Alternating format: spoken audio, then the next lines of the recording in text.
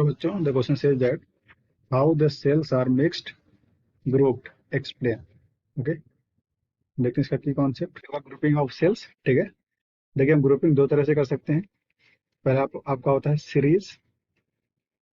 Series grouping या फिर series combination.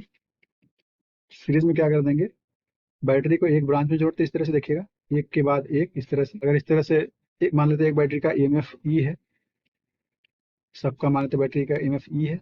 अगर इस तरह के यहाँ पे एन सेल लगे हैं तो जिनका इक्विवेलेंट ईएमएफ आएगा, ई इक्विवेलेंट आएगा, वो हो जाएगा एन इंटू ई। ओके, सेकंड टाइप होता है पैरेलल ग्रुपिंग। पैरेलल ग्रुपिंग इसमें क्या करते हैं, इसमें बैटरीज को कुछ इस तरह से जोड़ देते हैं। ये आपका पैरेलल ग्रुपिंग है, सारे पॉजिटिव एक साइड, सारे नेगेटिव एक साइड, इस तरह से। तो इसको बोलते हैं पैरेलल ग्रुपिंग।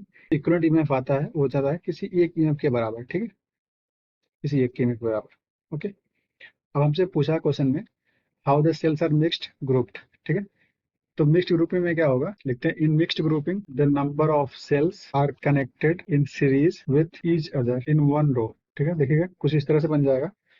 बहुत सारे मानते हैं सेल्स हैं और इनका इंटरनल रेजिस्टेंस जो है स्मॉल आर है, इस तरह से बहुत सारे सेल्स इस तरह से हैं। ठीक है, सभी का ईएमएफ ई मान लेते हैं और रेजिस्टेंस आर है।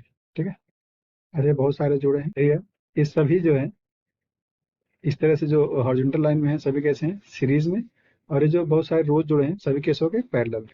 ठीक है, ये सभी सेल सीरीज में जुड़े हैं, सभी सेल सीरीज में, बाकी जो रोज हैं वो कैसे हैं पैरेलल में। ठीक है, तो इसी को बोलते हैं मिक्स्ड ग्रुपिंग। ये आपका है मिक्स्ड ग्रुपिंग। ओके, देखिए मान लेते हैं, लेट कर लेते हैं, late n cells connected in series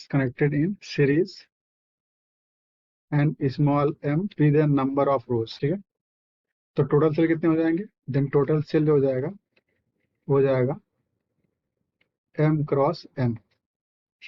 जो टोटल सेल है वो आ जाएगा m क्रॉस n। ओके, अभी जो कॉम्बिनेशन है ना, इसको जोड़ देते हैं किसी भी, जहाँ पे जोड़ना होगा किसी रेजिस्टेंस के साथ। तो ये पूरा हो गया है ग्रुप मिक्स्ड ग्रुपिंग। ये आपसे पूछा गया था। So hope you understood it well. All the best.